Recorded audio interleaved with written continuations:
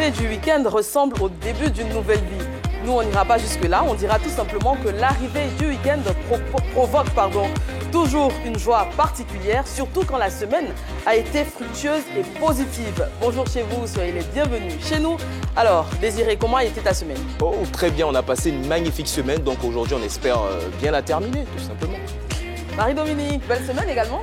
Également, on est toujours avec la meilleure équipe, donc on s'y sent bien, on fait toujours de bonnes choses et puis on est content d'être là. Et il finit la semaine en beauté côté SAP. Bonjour Anaconda. Merci, tu as tout dit, la SAP est là, mais c'est vendredi, on ne dit pas au son, donc accélère.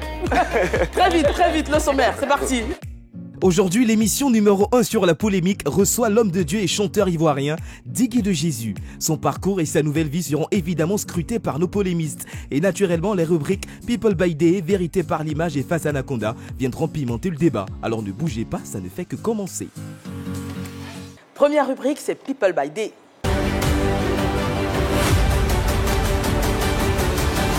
Aujourd'hui c'est ton jour, happy birthday. Et deux magnifiques jeunes dames à l'honneur, Marie-Dominique. Exactement, c'est l'anniversaire de la Go Krakra du Jazz Nash et bien sûr Kevin Chambala également. Waouh, happy birthday. On leur fait un coucou. Ah ben on va leur dire joyeux anniversaire. Moi, si Nash était là, j'allais lui demander si quelqu'un veut la draguer en nouchi, comment on emploie les mots? En nouchi pour dire tu me plais, je suis fan, tout ça là. Qu'est-ce que tu viens de dire? Mais en nouchi, il doit avoir les langages. Hein. Ah voilà. Merci. Notre invité du jour, on l'a dit, c'est Diggy de Jésus, anciennement Dictat La Menace. On le reçoit dans quelques instants. Pour l'instant, je vous invite à suivre ceci. Le rap, la vie en France, le retour au pays, l'appel du Christ, l'homme de Dieu, la renaissance en qualité de chanteur. Ainsi peut-on résumer la vie de Dictat La Menace, devenu Diggy Star et aujourd'hui Diggy de Jésus. Une vie et une carrière résumées qui seront amplement dévoilées par Diggy de Jésus lui-même dans quelques minutes. Alors installez-vous confortablement. Sans plus attendre, on l'accueille sur ce plateau. Dictat La Menace, Diggy Star, aujourd'hui Diggy de Jésus. C'est un parcours riche, pas toujours facile, ouais. Et on va en parler. D'accord, pas de problème. Alors les débuts, c'est aux côtés de Stizo, Almighty. Oui, Stizo, Almighty, lorsqu'il y avait le mouvement hip-hop en Côte d'Ivoire dans les années 90. Donc je faisais partie d'un groupe de rap qui s'appelait Antibiotique à l'époque. Et il y avait MC Claver qui faisait l'émission Rap Ivoire à la RTI, à la radio. Et c'est comme ça qu'on faisait les sons système jusqu'à ce que je me sépare du groupe Antibiotique. Et j'intègre plus tard le ministère authentique avec Almighty, Die Fresh, tous les autres. Et c'est comme ça, ça va partir au fur et à mesure. Le ministère authentique, c'était Almighty. Et Stizo, c'était... Non, Stizo, c'était la flotte impériale. La flotte impériale. Oui, voilà. Justement, ça tombe bien. D'un côté, la flotte impériale, là, c'est au niveau de Cocody, et aussi le ministère authentique à Djamé. Comment ça se faisait, comment ça se passait cette opposition à l'époque? Bon, il fallait dire que nous, 220, on était freestyle, on avait, bon, on pourrait dire que c'était notre clan, c'était une famille, tout et tout. Et on organisait les sons système, on essayait de voir comment faire pour sortir de l'ombre, tout et tout. Mais on aimait tous la musique rap, tout et tout, et chacun avait son talent, son potentiel. Donc on se mettait juste ensemble pour pouvoir émerger chacun de son côté. Donc c'était les sorties, c'était des festivals qu'on faisait, c'était des sons système au quartier. Et il n'y avait pas de bagarre? Non, il n'y avait pas de bagarre, c'était juste, c'était la famille, c'était comme des frères qui étaient dans une même cour, qui s'aimaient, qui partageaient la même passion.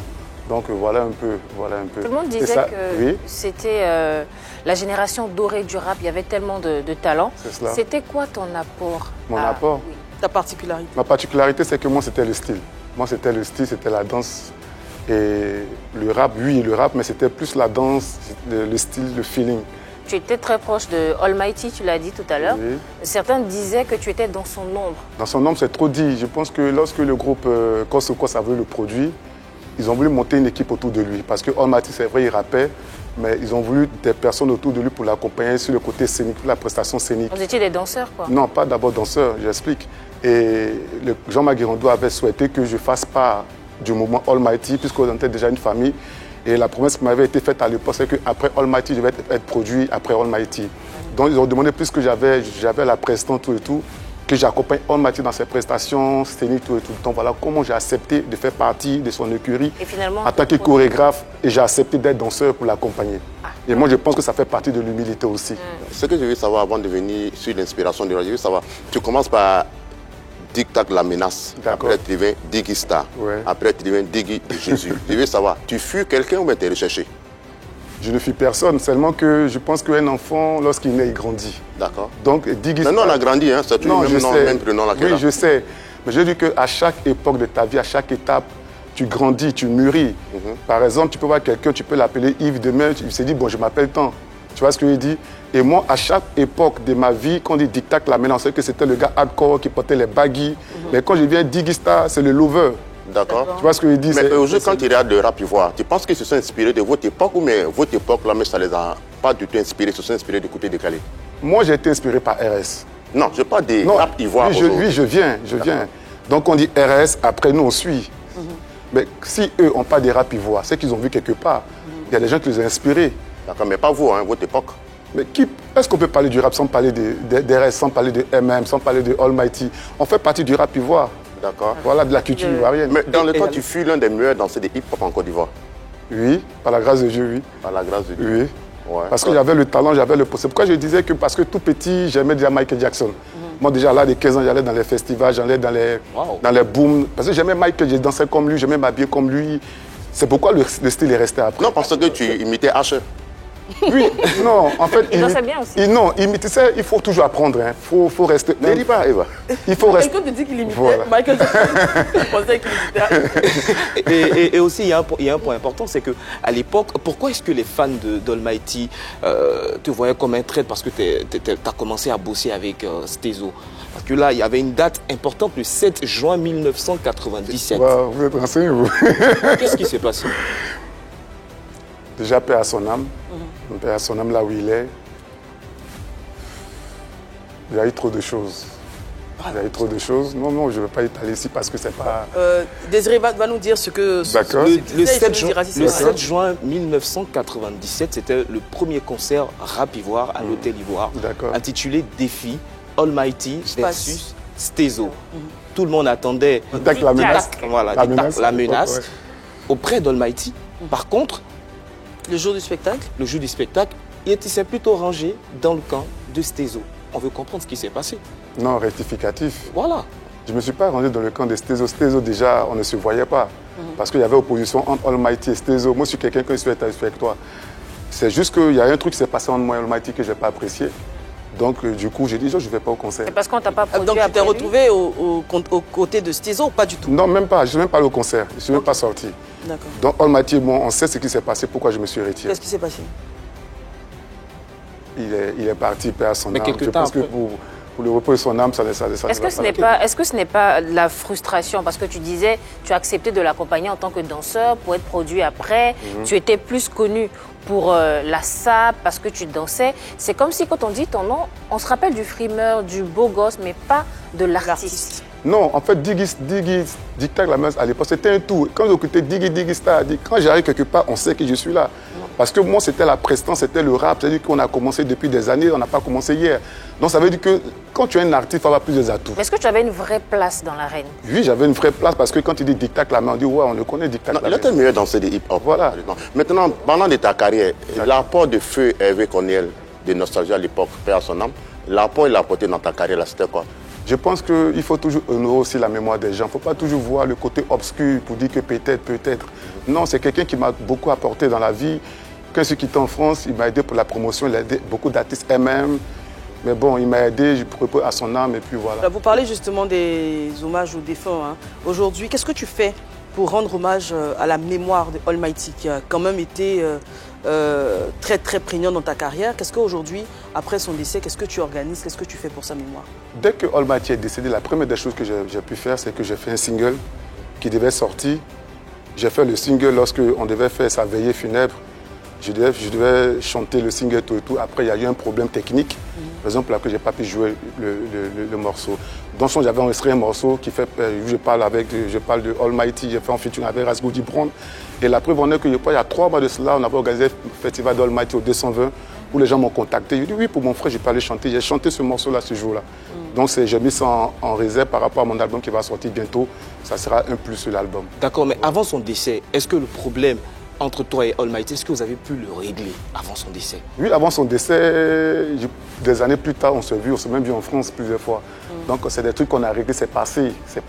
Et puis bon, on a réuni les bons qu'on a réunis. Mais quand tu rentres au pays, tu fais avec on est tête pour la promo de ton album, tout. Après ça, qu'est-ce que tu deviens?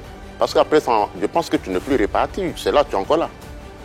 Non, après j'ai eu des problèmes. Non, je veux dire, quand tu viens dans ça, oui. il fait la promo de l'album. D'accord. Est-ce que depuis ça, tu es réparti encore en Europe? Non, pas du tout. Jusqu'à là, tu es là, voilà. Mais comment tu pars même déjà en Europe? Pourquoi tu décides de partir t'installer en France? T'es en France, hein? Oui, en France. En fait, je pars en France parce que j'étais avec Angelo. Et il avait souhaité qu'on soit ensemble parce qu'il avait un festival en France, à Africa Music. Angelo Dogba. Oui. Donc, quand on est parti, c'était pour la première fois, je crois, bon, ça date depuis les années. Et puis quand on est parti une fois, après on est parti la deuxième fois, après on est parti la troisième fois. Et puis quand on est arrivé, je dis, parce que je l'appelle papa, parce que pour tout ce qu'il a fait dans ma vie, et j'ai dit, papa, je vais répartir en France. Il m'a dit, d'accord, si tu peux répartir, tu y vas. Et c'est comme ça que j'ai entamé les démarches. Je suis parti en France pour m'installer et voilà. Tu as rencontré ta femme, tu t'es marié? Non, je ne me suis pas marié là-bas. Mais tu as eu des enfants, tu as fait ta famille? Brossou Kalia, Brossou Stacy, mes 2 filles. D'accord. Que je salue au passage. Voilà. Et tu rentres, comme le disait voilà. Anaconda. Donc je fais des années là-bas et je rentre en studio, je prépare mon album. Je me dis, il faut que je revienne à Abidjan pour présenter mon nouveau single parce que la musique était tout pour moi. Donc voilà comment je reviens en Côte d'Ivoire pour la promotion de mon album. Et quand tu rentres, tout ne se passe pas bien? Ouais, au début, tout allait bien. Je dis que tout allait bien, tout et tout. Donc je suis venu, j'ai fait 1 mois, 2 mois, donc je devais partir le 3e mois. Et puis j'ai eu un souci au niveau de mes papiers, tout et tout. Et puis c'est là... On a entendu dire que tu as perdu ton passeport et tu as perdu tes papiers. Oui, mais j'ai pu retrouver après. Mais comment ça s'est passé? Ça, c'est une page noire de mon histoire. Quand je parle de ça, ça me fait... C'est un témoignage en même temps. Mais à ce qu'il paraît, tu as perdu ça dans une boîte de nuit? Jamais de la vie. Comment il faut bien te renseigner. Comment tu as perdu tes papiers? En fait, j'avais donné mes documents à quelqu'un de garder les documents. Et puis après, je ne sais pas comment il a fait, il dit qu'il a perdu les documents. Quelqu'un, c'était un frère, un ami? C'était un frère. Je vais vous montrer quelque chose. Est-ce que tu penses que la personne a sciemment... Voici ma carte de séjour française. Ton titre de séjour. Donc on ne m'a pas rapatrié. Non, on parle pas de... Non, nous sommes en train de parler. Voilà, parce que vous comprenez. Donc pour dire que c'est là que j'ai commencé à avoir des problèmes. C'était qui? Un de tes parents, un ami? Quelqu'un de la famille. Quelqu'un de la famille? Voilà. Et qui vient te dire que les papiers sont perdus. Voilà, qui ne retrouve pas. Voilà. Mais attends, Eva, quand les documents se perdent là, il n'y a même pas de souci, tu retournes au consulat, c'est enregistré dans la base de données. En fait, ce que je vais toi, ton cas là, c'était un peu... Non, ce que je vais expliquer, c'est que quand tu as des enfants et que tu as une carte de séjour, tu es résident français, n'est-ce pas? Donc tu es enregistré sur le territoire français, puisque je paye mes impôts. Donc quand il y a un document qui se perd, qu'est-ce qu'il faut faire? Il faut que la préfecture d'Orléans, là où je suis, apporte un document au consulat pour dire, monsieur, tant, venez prendre le visa pour aller prendre vos documents en France. Donc la mère, à la femme avec qui j'étais, j'ai fait ce que je devais faire pour qu'elle ramène les certificats de nationalité de mes filles, ce qui n'a pas été fait. Elle n'a pas envoyé les certificats? Non, elle n'a pas envoyé les certificats. Elle ne voulait pas que tu retournes en France? Non, sûrement quand ils venaient, ils étaient déjà en froid. Non, pas forcément en froid. Moi, je dis que c'est une période noire de temps. Non, c'est une période noire parce que je lui ai dit que ça a été... Tu penses que c'est mystique? Du moins que ce n'était pas simple? Parce que c'est une succession de choses. Déjà, tes papiers qui se perdent. Ensuite, la mère de tes filles qui refuse de t'envoyer les documents te permettant de retourner en France. Ça fait beaucoup. Oui, ça fait beaucoup. Je ne veux pas dire que c'est un problème mystique. Je veux dire qu'on est en Afrique. Hein. Je crois qu'il y avait quelqu'un derrière tout ça? Je n'accuse personne.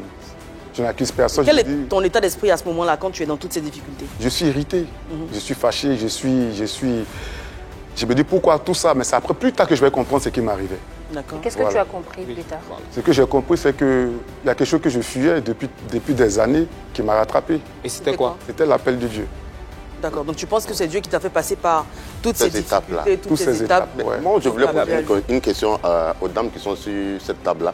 Comment une femme, un homme avec qui vous avez eu des enfants, ce monsieur vient en Afrique? Non, je n'ai pas eu 2 enfants avec elle.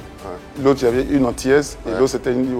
D'accord, un enfant avec elle, vous vivez ensemble, tout se passe bien, tu viens pour la promo de ton album, tu perds tes documents. Tu lui dis, envoie-moi tel document et elle refuse. Avant que je vienne, on était déjà séparés. Moi, j'avais mon Voilà, appartement. parce que la première Voilà. fois, la question, je ai dit que non. Non, j'avais mon mais après, appartement. c'est pas une raison aussi voilà. pour refuser d'en... Voilà, j'avais mon Tu appartement. restes quand même le père de... Elle avait son appartement. Et je dis qu'à un moment donné aussi, elle a fait ce qu'elle pouvait. Je ne veux pas la blâmer, elle a fait ce qu'elle pouvait. Mais parce que là où elle avait commencé à vouloir m'aider, j'avais pas voulu parce que j'étais dans quelque chose. Tu étais dans une autre relation. Non, pas dans une relation parce que je lui ai dit que quand elle a envoyé les documents, j'avais reçu déjà un message que je devais servir Dieu. Donc je lui ai dit d'attendre quand l'opportunité va se faire ce truc, comme ça elle allait commencer à refaire les démarches pour que les choses puissent se faire. D'accord. Voilà. Maintenant, à quel moment tu reçois l'appel? Voilà, quand j'ai commencé à voir les problèmes par rapport aux documents, je me posais plusieurs questions. Et on nous a même dit que tu te cachais de tes amis. Non, je viens, je vais vous expliquer. C'est trop fort de me cacher. Donc je me posais plusieurs questions et c'est comme ça, il y a une fille qui m'a invité à la mission évangile Grâce de Vie. C'est son éminence, l'archevêque Kodja, et je suis arrivé à l'église. Et quand il prêchait, j'avais l'impression qu'il parlait de moi. Et j'ai même pleuré parce que, comme s'il connaissait ma vie. Et tellement j'ai pleuré, quand le culte est fini, ils ont fait l'appel d'âme et je me suis allé au devant de la chaire. Et puis il m'a regardé, il m'a dit, après le culte, viens me trouver au bureau. Donc je suis allé au bureau, on a conversé, il m'a dit, viens à la maison. Tu connaissais en tant qu'artiste? Oui, c'est ça. Oui, depuis le monde, c'est quelqu'un qui m'aidait, qui me soutenait, même voilà, depuis le monde. Il m'a dit, viens à la maison. Et que ça allait à son domicile, il m'a dit, tu sais que tu es un appel de Dieu sur ta vie. Si tu ne sais pas Dieu, Dieu ne va pas t'offrir les portes.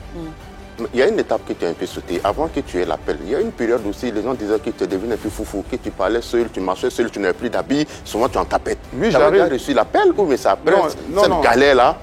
Non, quand j'ai reçu l'appel, je n'étais pas galère à Anaconda. Quand j'ai reçu l'appel, ça allait chez moi. J'ai dit que voilà, j'avais une période noire, j'avais mon compte. On disait que tu étais fou. Non, je vais vous expliquer. Donc quand je rencontre le Père, il me dit tu as un appel sur ta vie, tout et tout, il faut que tu sais Dieu, voilà ce que Dieu a fait dans ma vie. Donc, quand je l'écoute, je suis admiratif par rapport à ce qu'il dit et je vois les fruits de son apostolat. Donc en fait, il me convainc et quand il me convainc, je dis non, papa c'est vrai, mais et après, je résiste. Alors que depuis des années derrière, j'avais déjà reçu l'appel où je suis parlé en France. Parce que je ne me sentais pas digne de servir Dieu avec mon... Je dis, je suis un artiste, moi j'aime ma carrière, je veux reçu dans la musique, tout et tout. Donc quand je reviens, le problème me localise encore. Donc quand il finit de me parler, je prends conscience qu'effectivement que j'avais un appel, quand je commence à voir que j'avais rencontré certains problèmes. Donc à partir de là, quand il finit de me parler, je sors de là, tout chamboule dans ma vie. Dans quel sens? Voilà comment j'appelle la mère de ma fille, il faut faire ça, où les choses se compliquent, les portes commencent à se fermer. Je suis même allé à l'ambassade de France. Voilà, les portes commencent à se fermer, tout et tout. Et c'est là que je vais prendre conscience que Dieu m'a véritablement appelé. D'accord, mais pour revenir à la question d'Anaconda, à quel moment est-ce que tu traverses cette période de la tête difficile qu'on pense que tu as perdu la tête? Je traverse ces moments difficiles lorsque je reçois l'appel et que j'ai pris conscience que Dieu m'avait vraiment appelé. Donc qu'est-ce que je faisais? Des fois, je marchais d'Atoban jusqu'à la RTI. C'est-à-dire que je marche, je prie en langue de minuit à 6 heures. De minuit à 6 heures? C'est ce que je faisais. En marchant? En marchant. Donc tu marchais dans le vide comme ça? Je ne marchais pas dans le vide. Mais pourquoi tu décides de faire ça dans la rue? Pourquoi tu ne fais pas dans une église? J'étais plus fort que toi. Je cherchais Dieu. Tu sais, quand tu cherches Dieu, tu es fou. L'amour de Dieu est folie. Voilà, je cherchais Dieu. Tu sais, il y a des gens qui disent, aime Dieu, je n'ai pas payé le prix. Moi, j'ai payé le prix. C'est-à-dire que je marche la nuit d'Atoban jusqu'à la RTI. Je suis en train de parler en langue parce que je dis, Seigneur, je veux voir ta gloire. Qu'est-ce qui m'arrive? Quand tu parlais en langue, les gens pensaient que tu... Donc, quand je passais, je voyais des fois Beden, mon gars Beden, Gros Bedel, Guy Fox. Les gars me disaient, mais il est fou. Mais en fait, les gens... Non, c'est pas eux qui m'ont dit. Hein. Non. Moi, je te dis, ce sont mes gars, tu vois ce que je dis. Moi, on en a parlé. Il y a une chose que j'ai envie de comprendre. Ouais. Est-ce que c'est toi qui prends la décision parce que tu es tellement touché par l'Esprit de Dieu de marcher tard la nuit et prier, ou bien c'est un esprit qui te touche et qui te commande de C'était volontaire. C'était volontaire. Je ne voulais pas rester dans la maison pour prier. Je voulais sortir. Je voulais sortir. Et une fois, pendant que je priais la nuit, je me rappelle, c'était au niveau de Carrefour de la vie. J'ai dit, Seigneur, si tu es vraiment dans mon histoire, il faut me faire voir ta gloire. Mais dis que tu es un homme de Dieu, il faut nous dire la vérité. Parce que ce que tu dis là, il y a les parties qui sont en train de sauter depuis là. Tu es un homme de Dieu. Moi, je ne saute pas, le nombre de mois tu as fait au sud de 13 villes, étant malade, paralysé là. Ce n'est pas dans cette chambre d'hôpital que tu as commencé à demander pardon au Seigneur, il n'a qu'à t'aider. Non, je viens, je te parle des étapes. Là, je parle des étapes. Je ne suis même pas encore arrivé là-bas. Là, ce dont je te passe, ça c'est une étape. Je ne suis même pas encore arrivé à l'hôpital. Moi, je te parle de l'étape où je cherchais Dieu. D'accord. Donc, quand tu dis à Dieu, donc j'ai vu laisse-moi voir ta une voix. lumière qui est descendue du ciel et j'ai eu peur. Au carrefour de la vie. Au carrefour de la vie. Donc, quand je vais dormir, je prends conscience. C'est important. Hein, oui, c'est important de le dire. Donc, tu es à minuit au carrefour de la vie. Toi seul, hein? Oui, moi seul, c'est ce que je faisais. Tu vois une lumière. Il était, je crois, 3h, 4h du matin par là. Donc, je dis, Seigneur, si tu m'as vraiment appelé, fais-moi voir ta gloire.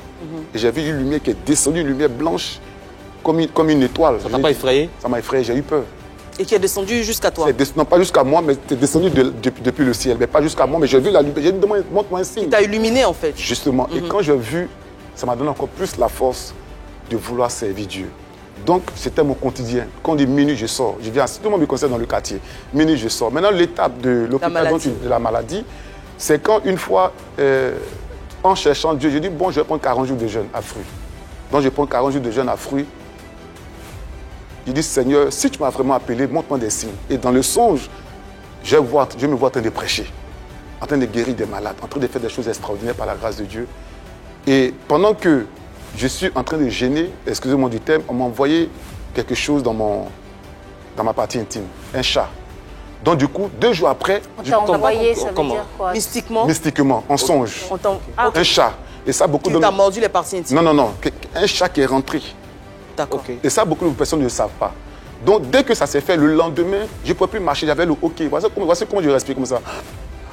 Tu suffoquais. Je suffoquais. Et c'est comme ça qu'on m'a envoyé à l'hôpital. Quand j'arrive à l'hôpital, au CHU de Trècheville, au 12e étage, on me dit que j'ai la cirrhose de foie, que mon foie est atteint. Je ne fume pas, je ne bois pas. Donc comment mon foie peut être atteint? Comment je peux avoir la cirrhose de foie? Donc les médecins qui viennent diagnostiquer le mal, ils me disent que j'ai 2 semaines pour vivre. Il te reste que 2 semaines. 2 semaines pour vivre parce que le mal que j'ai là, ils n'ont jamais vu ça. Et voici comment je me retrouve sur ce lit-là, agonisant. J'étais devenu comme ça. Au CHU de Trècheville. Au CHU de Trècheville. Ta guérison est miraculeuse aussi, explique-nous ta... Oui. Voilà. Et donc, étant sur le lit, Papa Kodja, la Chinomienne, avait des personnes pour prier pour moi, tout et tout. Mais là encore, j'ai compris que Dieu voulait que je le rencontre encore véritablement. Donc, sur le lit d'hôpital, j'ai dit, Seigneur, j'ai laissé mes 2 filles en France. Tu m'as dit de te servir, j'ai accepté de te servir. Je ne peux pas mourir sur ce lit-là. Si tu me guéris, je laisse tout ce que j'ai, et moi je te sers. Voilà comment, 1 semaine plus tard, ils sont venus diagnostiquer, ils m'ont dit le mal a disparu. D'accord. Donc quand je sors de là, la cirrhose a disparu. Donc quand je sors de là, j'ai plus de France dans ma tête, j'ai plus la musique dans ma tête. Comment je peux faire pour toucher cet homme qui m'a guéri, qui m'a restauré? Voici comment mon combat va commencer. Et les gens ne vont pas comprendre. Pour dire que non, voilà. Donc mon combat, c'était chercher Dieu, aimer Dieu, découvrir Dieu. Et je voulais plutôt profiter de cette occasion-là pour dire, Seigneur, c'est vrai que tu m'avais appelé à te servir, j'ai fui l'appel, mais cette fois-ci, je suis prêt à te servir. Voilà comment j'ai commencé maintenant là à l'église, commencé à évangéliser. Dans le suivi des arts, Papa Kodja comme ça me suit, fait comme ça. Il est un modèle pour moi parce que je ne pense pas que si je ne l'avais pas rencontré, je ne pense pas qu'il allait servir Dieu. Parce qu'en fait, il m'a boosté. Il m'a dit, tu vois ma vie, si tu fais comme moi, Dieu va faire de grandes choses avec toi. Justement, en parlant de l'archevêque, Kodja Guy Vincent, il t'a pris sous ton aile, il te forme. Et apparemment, tu as occupé une place de choix dans son église. Tu avais un poste de responsabilité, mais après, vous vous séparez. Non, le mot parti est trop dit. Seulement que ça fait un moment qu'on ne me voyait pas. Pourquoi? Mais justement, pourquoi? Ça fait un moment qu'on ne me voyait pas. Pourquoi on ne te voyait plus? Est-ce qu'on essaie de savoir? Ça fait combien de temps tu n'allais plus à l'église? Ça fait combien de temps l'archevêque Guy Vincent ne te voyait plus? Parce que c'est lui qui... Non, en fait... Il n'y a pas, si ça, il n'y a pas de pollution. C'est mon père. J'ai dit qu'un enfant... Mais à un moment donné, tu as abandonné l'église. Non, abandonner, c'est trop dit. D'accord. Est-ce qu'on peut abandonner son père? Qu'est-ce qui s'est passé alors? Quelqu'un qui a fait de toi ce que tu es. Quelqu'un qui t'a donné... Non, je vis... Pardon? C'est grâce à lui que tu vis aujourd'hui. Oui, grâce à lui, je suis ce que je suis. Il y a une relation nos informations, très proche. c'est depuis 2020 que tu as commencé à te faire rare. Oui, j'avais commencé à me faire. Pourquoi?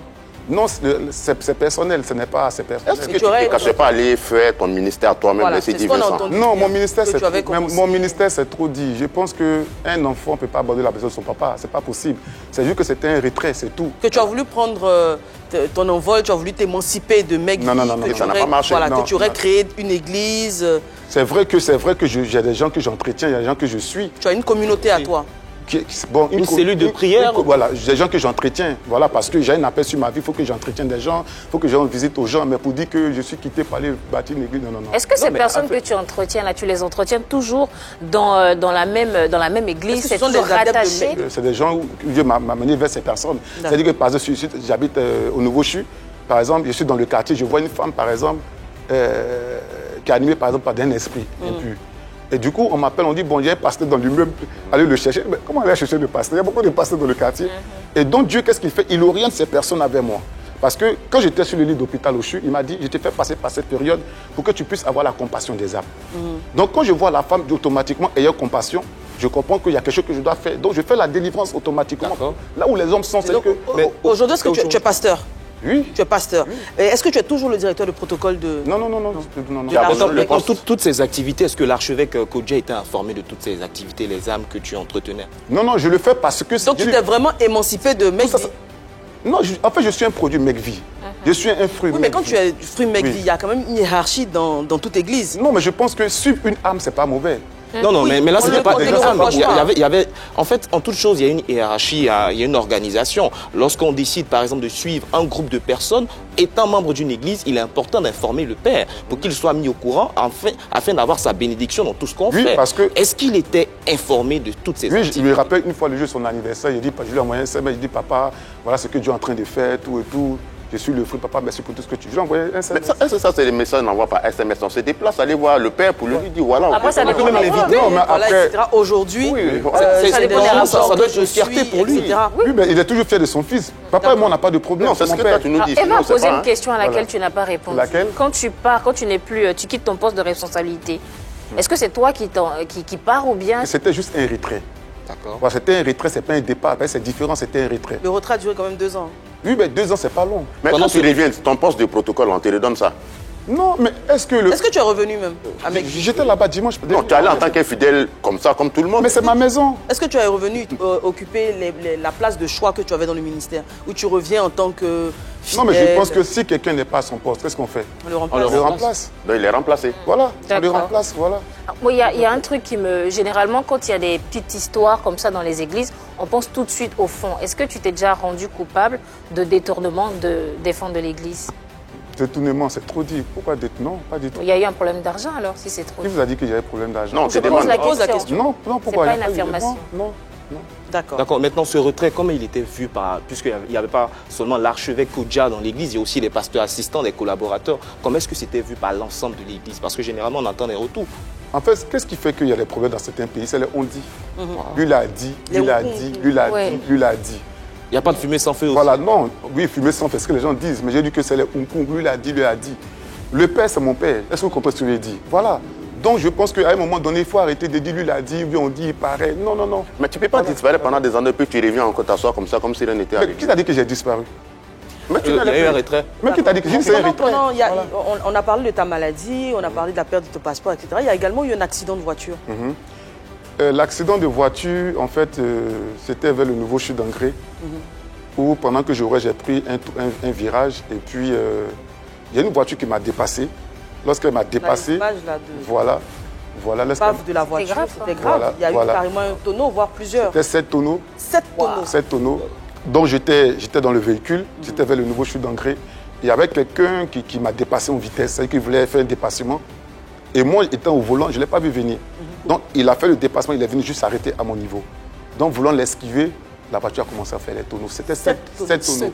Et comment j'ai su que c'était 7 tonneaux? Parce que les gens qui étaient à côté ont dit, il y a un musulman qui est venu, il m'a dit, quand tu rentres ce soir, il faut acheter un vin, il faut tuer un poulet, il faut manger, pour dire merci à Dieu.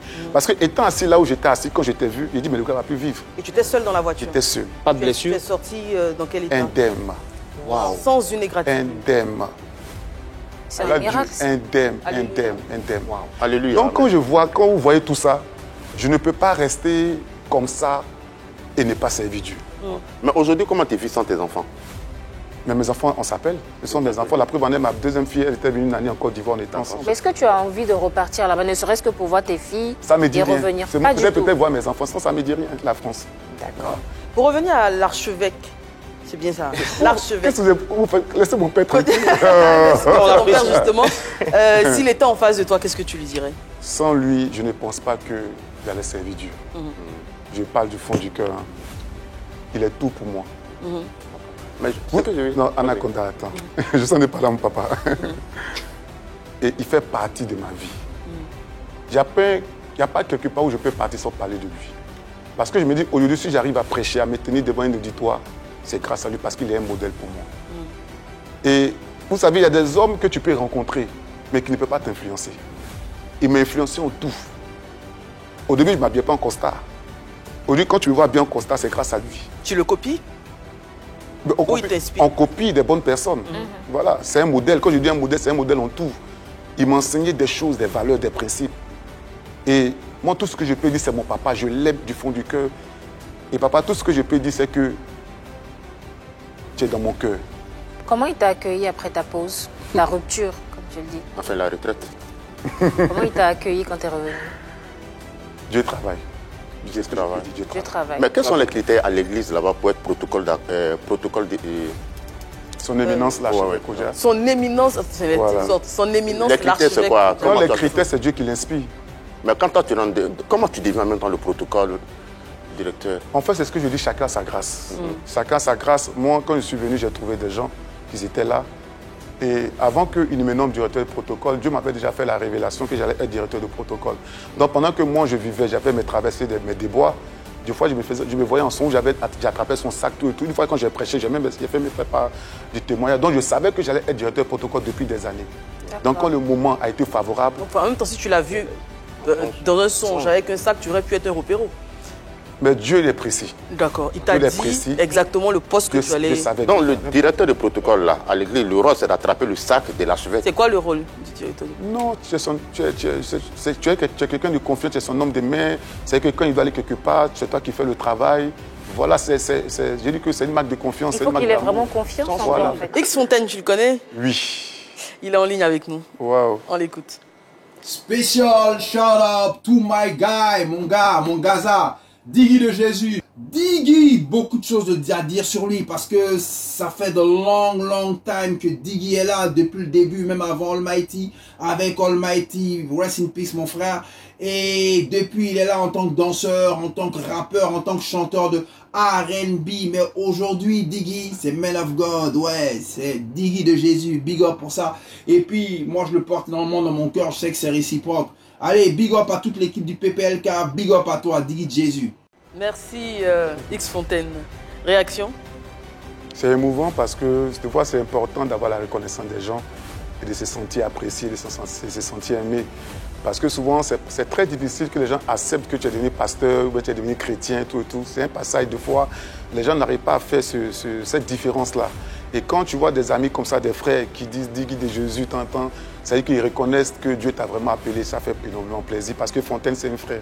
À part lui, est-ce qu'il y a d'autres de ta génération qui ne reconnaissent toujours pas ton titre de pasteur? Déjà, même moi, je ne dis pas aux gens que je suis pasteur parce que je me dis, ça ne sert à rien de dire je suis pasteur.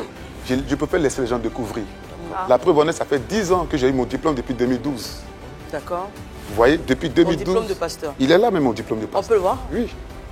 Vous dites que je ne suis pas venu. Voilà, il est là. Je vais vous le donner. Voilà. Merci. Alors, diplôme d'études théologiques de formation pastorale et de leadership. Voilà, et c'est depuis... donc la formation a eu lieu du 1er novembre 2010 au 31 juillet 2012. Félicitations. Voilà. Félicitations. Mais par contre, moi, ce que je vais demander, ces dernières années, quand on regarde les gens qui deviennent pasteurs mais qui donnent leur vie à Dieu, c'est-à-dire ça après pas mal de difficultés. Dougoutigui, problème pour faire l'argent du pays, il a donné sa vie à Dieu, il est devenu l'apôtre-Paul. Bon, on a vu Toulouse aussi qui chante depuis, ça n'avance pas, il chante pour Dieu. On a Claire Bailly qui était dans la copie décalée, elle a fait les vilaines choses, elle a donné sa vie à Dieu. Toi aussi, tu as été. Manu Joly également aussi, qui est devenue prophétesse. Bon, toi aussi également, tu as eu pas mal de difficultés, tu as donné ta vie à Dieu, ça va. Bon, toi, par contre, tu ne fais pas tant de promos, tant de publicité. Ça, par contre, ça va. Mais il faut attendre à ce qu'on ait problème, quand on est désespéré de la vie, on donne sa vie à Dieu pour devenir pasteur, ou mais il faut quoi? Ok, je vais préciser une chose, Anaconda. Quand je viens en Côte d'Ivoire, j'ai là sur mon compte. Donc quand je viens, je donne ma carte bleue. Bon, j'ai le nom de la personne. Je lui dis, chaque fin du mois, à chaque moment que j'aurai besoin d'un centime, tu fais le retrait, voici mon code, et tu m'envoies de l'argent. Donc la personne avait le devoir de retirer, parce que ce peut faire 3 mois. D'accord. Tu as laissé, pour bien comprendre, tu as laissé ta carte bleue à quelqu'un en voilà, France. Parce que je dois répartir. Tu vas t'envoyer de l'argent. Voilà. Okay. Donc la personne devait être censée de retirer à chaque fois, m'envoyer tel. Voilà. Donc un jour, ma conseillère m'appelle, elle me dit, Monsieur Brossou, il y a quelqu'un qui prend tel montant à chaque fois sur votre compte. Il dit, bon, je sais ce qui me bloquait le compte. Donc quand je viens à Abidjan, en Akonta, ce n'est pas misérable. Je ne suis pas allé servir Dieu parce que je n'ai plus rien. Je sers Dieu parce qu'il y a quelque chose de fort qui est en moi. Parce que Dieu m'a vraiment touché. Donc il t'a volé de l'argent. La Pardon? personne à qui tu as donné ta Lui, il retirait de l'argent sur mon compte. Il ne t'envoyait pas. Il ne m'envoyait pas, il retirait de l'argent.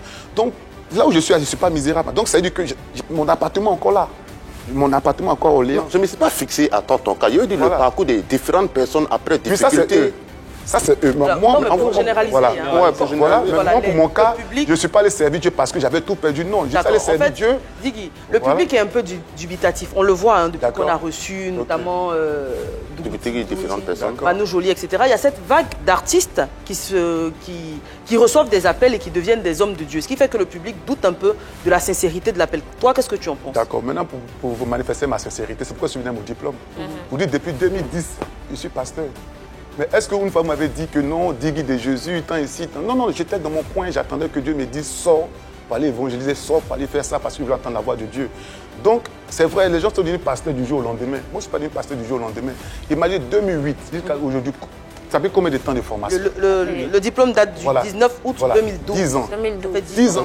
10 ans de formation, de préparation.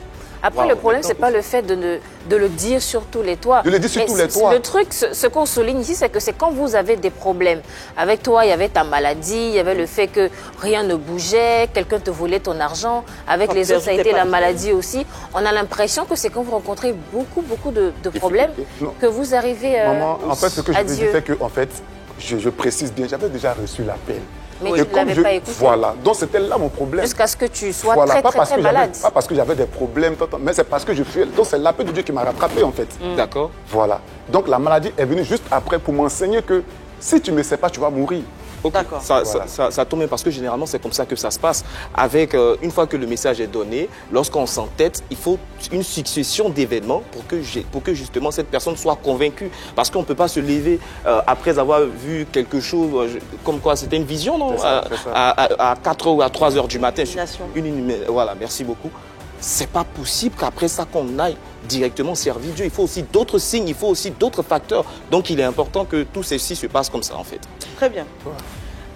Digui de Jésus, on va passer à vérité par l'image. Certaines photos vont être proposées et tu vas nous dire ce que les personnalités suivantes évoquent.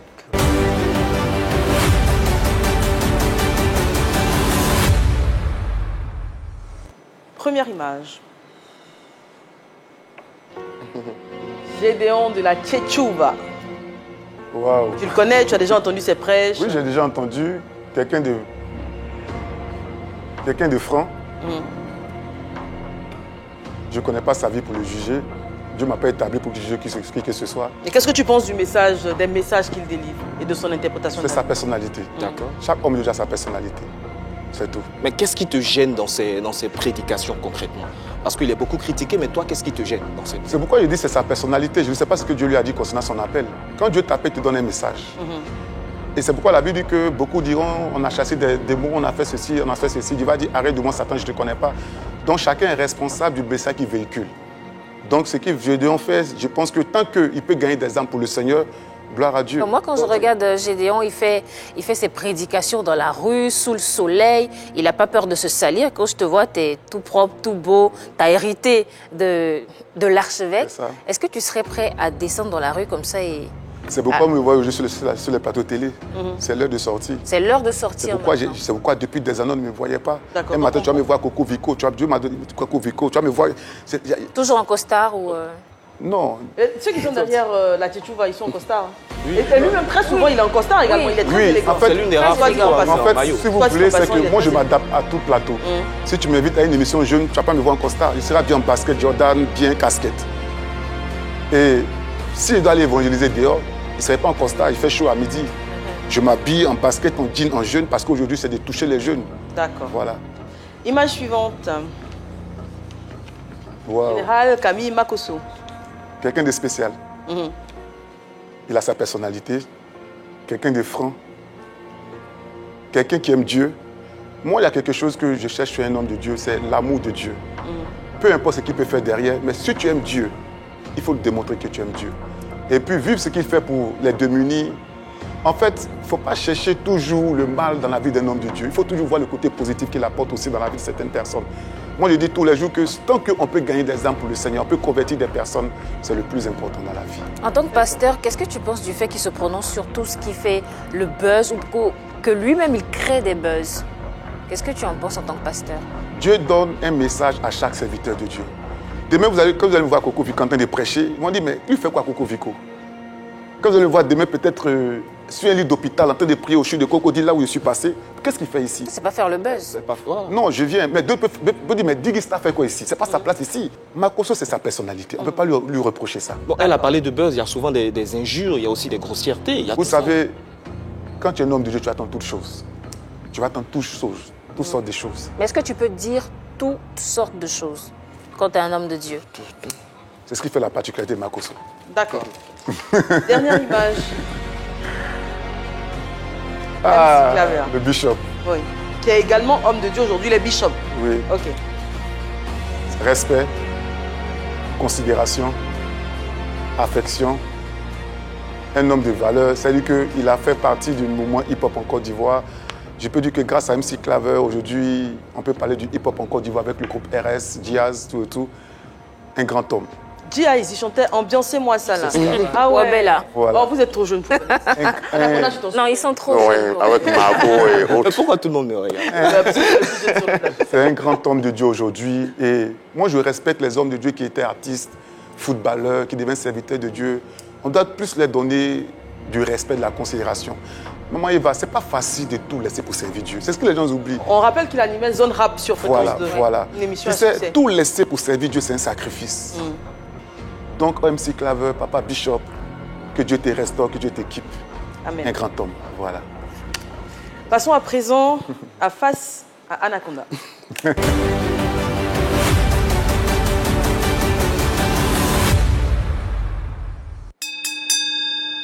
Bien-aimé, soyons bénis. Sois béni, Anaconda. Tu ne te sens pas blessé quand tu entends un peu partout qu'il y a des faux pasteurs. Le pasteur Marc Zopo, il a été victime de plus ou moins scandales sexuels. Il y a eu des captures d'écran, des photos un peu nues. Tu vois, on a vu Dougoutigou aussi qui a bouffé de l'argent du pays, qui est devenu apôtre Paul. Les gens ne croyaient pas. On a notre frère Marcoso ici, par moment même, il est marmailleur, il est vendeur de maisons. Tout ça, on dit, c'est des hommes de Dieu. Claire Bailly, coupé, décalé, prophétesse. Manu, jolie prophétesse. Bon, tu ne te sens pas blessé un peu, mais ça ne salit pas un peu l'image des pasteurs en Côte d'Ivoire? Tout à l'heure, je répète encore, je disais tout à l'heure que quand tu sais Dieu, tu vas attendre toutes sortes de propos à ton égard. Si Dieu a créé le jour, il y a la nuit. S'il a créé s'il y a la nuit, il y a le jour. S'il y a la mort, il y a la vie. D'accord. Parmi toujours les bons, il y a les faux. Non, ceux cités là, c'est les faux. Non, jamais de la vie, c'est pas ce que j'ai dit. Je veux dire que tu ne peux pas enlever ça dans la tête des gens. Les gens vont toujours interpréter des choses, ils vont toujours dire des choses. Est-ce que tu comprends? Et ça fait partie de la vie. Que tu sois pasteur ou pas, même un footballeur, il y a des choses qui vont dire de toi. Que tu sois animateur, il y a des choses qui vont dire de toi. Donc, quand tu acceptes de faire un métier, il faut aussi accepter les critiques et aussi accepter qu'un jour, on regarde les questions que tu m'as posées, de savoir qu'ils vont dire ça sur toi, ils vont dire ça sur toi. Ça fait partie de la vie courante de tous les jours. Donc, c'est juste que chacun doit honorer la parole de Dieu et puis suivre la parole de Dieu, honorer la parole de Dieu, faire ce que Dieu lui demande. Aujourd'hui, tu peux évangéliser dans un bar, une boîte de nuit. Je ne suis pas limité parce que là où Dieu m'a enlevé, je dois y retourner. C'est-à-dire, C'est mon appel. c'est ton appel, aller évangéliser dans une boîte de nuit, Je dans peux un bar. aller partout. Parce que hier, j'étais avec le groupe MM, je suis allé à domicile. Et puis Mousse, on parlait comme ça. Et puis il me dit, bon, il faut que je fasse une vidéo pour toi, il faut que je parle de ça, de ça, de ça. Mais c'est mes amis depuis le monde. Est-ce que tu comprends? Je suis allé vers eux. Donc je veux dire que, en fait, quand tu sais le Seigneur, il ne faut pas être fermé. Là où Dieu te dit d'y aller, tu y vas, c'est tout. D'accord. Voilà. Dans une publication, tu as dit que les chantres en Côte d'Ivoire ont besoin de mettre du sérieux dans ce qu'ils font. Le sérieux dont tu parles là, c'est quoi? En fait, si tu veux être chante, c'est trop lourd. Tu ne peux pas t'appeler chante si tu n'as pas une vie consacrée. Si tu n'es pas sanctifié. Chanter, c'est dégager une onction, c'est faire descendre quelque chose du ciel. Donc quand quelqu'un dit qu'il est chante, il doit savoir qu'il doit être consacré. Donc aujourd'hui, quand tu dis que tu es chante, c'est pourquoi avant de te faire appeler chante, il faut beaucoup réfléchir. Tout le monde peut vouloir chanter pour Dieu, mais est-ce que tu es chantre? Être chante, c'est être mis à part. D'accord. Être chante, c'est être consacré pour. Est-ce que vous comprenez? Parce que quand tu chantes, il faut que quelque chose se passe. Mais si tu n'es pas... Quand tu chantes, tu peux avoir des miracles, quoi. Oui, mais David jouait à la harpe et puis la Bible déclare qu'il y a un démon qui est sorti, un esprit un peu qui est sorti du corps de Saül. Donc il dit que chanter pour Dieu, c'est-à-dire qu'un chantre même véritable de Dieu, quand tu chantes quelque chose, tu passes dans l'atmosphère. Toi, tu peux devenir chante. Moi, je vais étape par étape. Là, c'est Digui de Jésus, après on va voir le reste. Aujourd'hui, j'ai laissé un nom derrière, je reviens petit à petit. Je ne vais pas aller en besoin. Donc aujourd'hui, les chants en Côte d'Ivoire, tu n'as pas trop confiance à ce qu'ils font. Chacun a sa vie. Merci. Alors,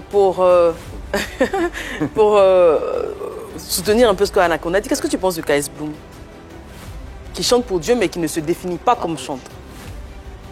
Tout à l'heure, je dis qu'être chante, c'est lourd. C'est lourd parce que s'il dit qu'il ne se définit pas comme un chanteur, il sait pourquoi. Parce que quand il dit que tu es chanteur, il y a des lieux où tu ne peux pas partir.